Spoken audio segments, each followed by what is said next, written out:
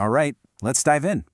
Today, we're going to unpack one of the most defining and, honestly, traumatic moments in modern Indian history, the 1962 war with China.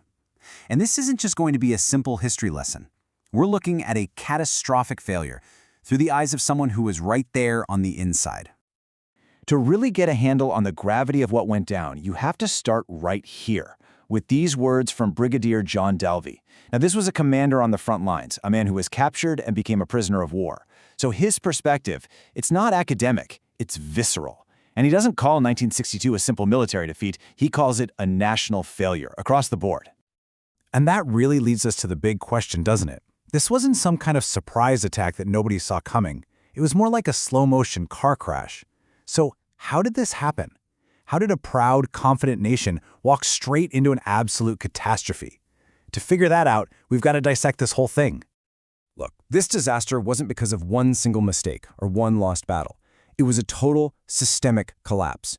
To really understand it, you kind of have to perform an autopsy on the decisions, the assumptions, and the lack of preparation that led India right to the edge of that cliff. And when you do that, you find the failure happened on 3 different levels, but they were all connected. Right at the very top, you had massive political miscalculations. Backing that up, you had an intelligence community with huge blind spots. And then at the sharp end of the spear, you had soldiers on the ground who were tragically unprepared for the fight they were about to face. And this slide, this really gets to the core of that first problem.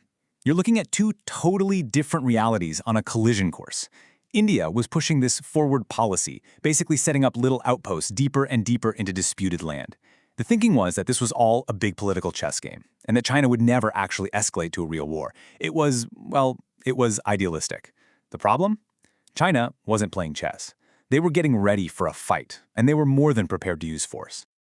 Now, making that political misjudgment even worse was a complete failure of intelligence. And why?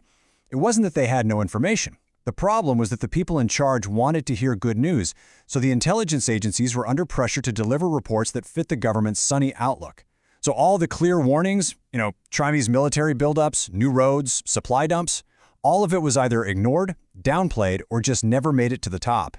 India was flying completely blind. And this just shows you how bad things were for the actual soldiers on the ground.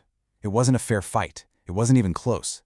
We're talking about Indian troops with outdated World War II-era rifles, wearing the wrong clothes for the freezing Himalayas, not even properly acclimatized to the altitude.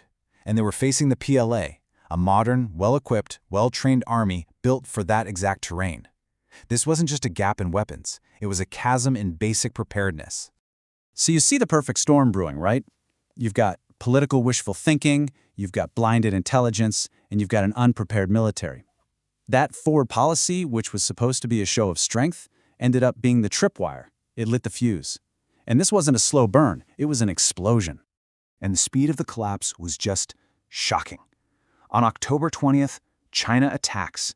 And this wasn't just a small skirmish, it was a huge, coordinated invasion. In less than a month, Indian defenses just completely crumbled.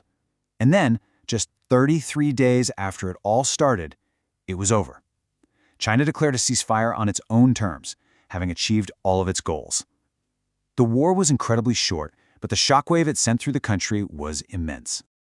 Yeah, the war itself was short, but its shadow is incredibly long. The national humiliation sparked a complete top-to-bottom reinvention of India's entire approach to national security. The phrase Himalayan Blunder became a part of the language, a symbol of a painful lesson that absolutely had to be learned. And that's the key thing to remember. When we say Himalayan blunder, we aren't just talking about losing a war. We're talking about that toxic mix of failures, the political arrogance, the intelligence vacuum, and the military neglect. It's the ultimate price a country pays when its leaders lose touch with reality.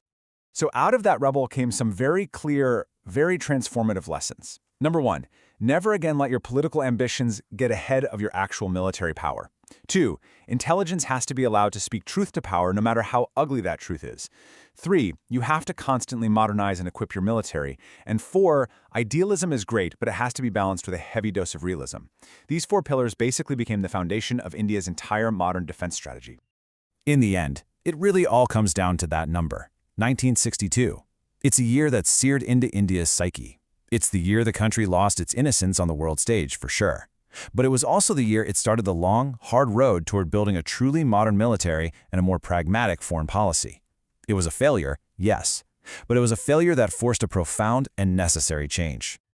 And that brings us to the final thought I want to leave you with. The Himalayan Blunder is one of the clearest case studies you'll ever find on how not to run your national security. The lessons were stark and they were paid for in blood. But as we see tensions simmering today in those very same mountains, the question we all have to ask is history a lesson we've actually learned, or is it one we're in danger of forgetting?